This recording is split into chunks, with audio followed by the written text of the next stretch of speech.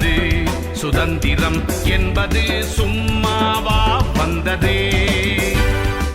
பிளாசி முதல் செங்கோட்டை வரை உரை ஓவியம் என்பது சும்மாவா வந்தது. நேரடி நடவடிக்கை நாள் என்பதை கேட்கவே பயங்கரமாக இருக்கிறது.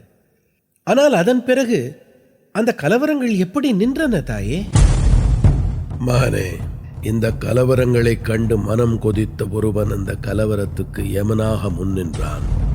அந்த ஒருவனால் ஜின்னா, சுஹ்ராவர்தி ஆகியோரின் கனவும் தகர்ந்துதான் போனது.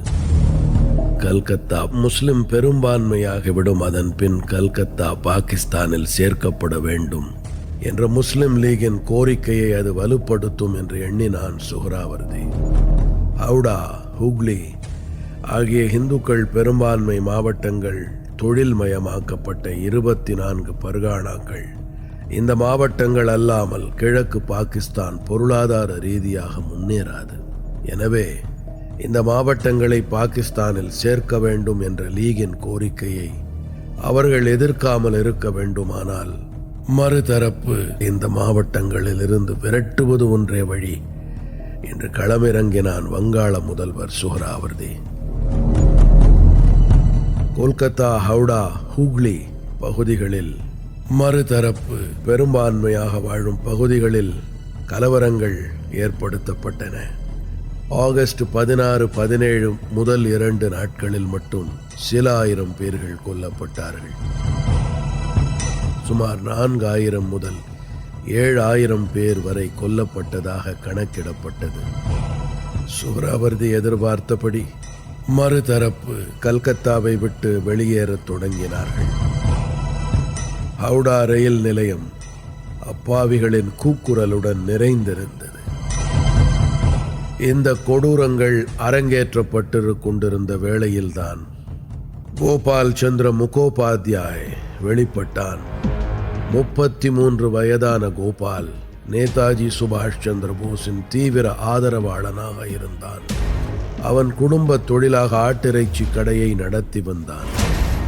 ஆண் ஆடுகளை வங்காளத்தில் பாத்தா என்பார்கள். அதனால் அவனை கோபால் பாத்தா என்றார்கள். சிறு வயதிலிருந்தே எளியோருக்கு உதவி வந்தவன் அவன். துயரப்படும் மக்களுக்கு உதவவும் பேரிடர்களின் போது உதவிகளை செய்யவும் இளைஞர்களை கொண்ட பாரத் ஜாத்தியா பாஹினி என்ற அமைப்பை ஏற்படுத்தி இருந்தான். அதில் உறுப்பினர்கள் பலர் மல்யுத்த வீரர்களாக இருந்தார்கள். ஆகஸ்ட் 17 இரவு படுகொலைகளை தடுக்க தனது பாரத் ஜாத்தியா பாஹினி உறுப்பினர்களை அழைத்தான்.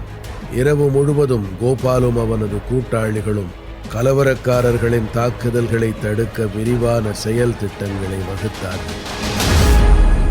கோபாலின் தற்காப்பு வியூகம் பற்றி கேள்விப்பட்டு வங்காளிகள் அல்லாத பலர் அவனுக்கு உதவ முன்வந்தார்கள். ஒருவேளை கல்கத்தா பாகிஸ்தானுக்கு சென்று விட்டால் தாங்கள் வெளிநாட்டு அகதிகள் ஆகிவிடுவோமோ என்ற அச்சம் அவர்களுக்கு இருந்தது. ஆகஸ்ட் 18 அதிகாலை இந்த இளைஞர்களின் சிறு சிறு குழுக்கள் தாக்குதல்களை எதிர்கொள்ள தங்கள் பகுதிகளில் தயாராக இருந்தன. சுஹ்ராவர்தியும் அவனது முஸ்லிம் லீக் சகாக்களும் இதை பற்றி எதுவும் அறிந்திருக்கவில்லை. அதனால் முதல் 2 நாட்களைப் போல அன்று காலையிலும் வன்முறையாளர்களை வழிநடத்தத் தொடங்கினார்கள். தில்லியில் இருந்து அழுத்தம் அதிகரித்து வருவதால் கல்கத்தாவை சுத்தப்படுத்த இன்னும் 2 நாட்களே உள்ளதாக சுஹ்ராவர்தி தன் சகாக்களை விரைவுபடுத்தினார். ஆனால் அன்று காலை அந்த கலவரக்காரர்கள் ஒரு மோசமான தாக்குதலை பரிசாக பெற்றார்கள். முஸ்லிம் லீக் கலவரக்காரர்கள் மீது கோபால் பாத்தாவின் இளைஞர் படை வெறித்தனமாக எதிர்த்தாக்குதல் நடத்தியது. கலவரக்காரர்கள் பலர் கொல்லப்பட்டார்கள். அடுத்த 2 நாட்களில் கல்கத்தாவில் இனி தாங்கள் பாதுகாப்பாக இருக்க முடியாது என்று முஸ்லிம் லீகைச் சேர்ந்தவர்கள் உணர்ந்தார்கள். நடந்த சம்பவங்கள் சுஹ்ராவர்திக்கு பேரதிர்ச்சியாக இருந்தது. தன் அமைச்சரவையை வைஸ்ராய் டிஸ்மிஸ் செய்ய முடியும் என்று கேள்விப்பட்ட போது அவன் நொறுங்கிப் போனான். தனது நாற்காலியை காப்பாற்றிக் கொள்ள வன்முறைக்கு முற்றுப்புள்ளி வைக்குமாறும் கோபால் பாட்டாவுடன் பேச்சுவார்த்தை நடத்துமாறும் முஸ்லிம் லீக் மாணவர் பிரிவு மற்றும் முஸ்லிம் தேசிய பாதுகாப்பு படையின் ஜிஜி அஜ்மேரி முஜிபுர் ரஹ்மான் ஆகியோரை நியமித்தான். அவர்கள் கோபாலிடம் சென்று பேசினார்கள். முஸ்லிம் லீக் அதன் கொலை குழுக்களை நிராயுத பாணியாக்கி தாக்குதல்களை நிறுத்தினால் தானும் நிறுத்திக் கொள்வதாக கூறினான் கோபால் பாட்டா. அதற்கு சுஹ்ராவர்தி இணங்கினான். ஆனால் அது தாமதமான நடவடிக்கையாக இருந்தது. ஆகஸ்ட் 21 வங்காளத்தில் வைஸ்ராயின் ஆட்சி விதிக்கப்பட்டது. சுஹ்ராவர்தி பதவி நீக்கம் செய்யப்பட்டான். கொலைகளுக்கு முற்றுப்புள்ளி வைக்க பிரிட்டிஷ் மற்றும் கூர்கா இராணுவ படைகள் கல்கத்தா முழுவதும் அனுப்பப்பட்டன. ஆகஸ்ட் 21 வங்காளத்தில் முஸ்லிம் லீக் அரசாங்கத்தை வேவல் பிரபு டிஸ்மிஸ் செய்தான்.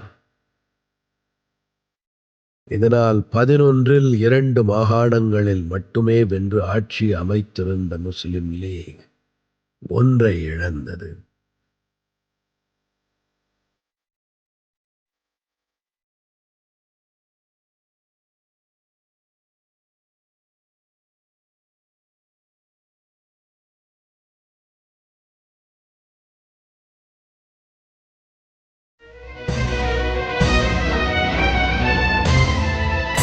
பிளாசி முதல் செங்கோட்டை வரை உரை ஓவியம் கேட்டீர்கள். எத்தனை எத்தனை தடியடியை தாங்கினர், எத்தனை எத்தனை செக்கிழுத்து வாடினர். தூக்குவே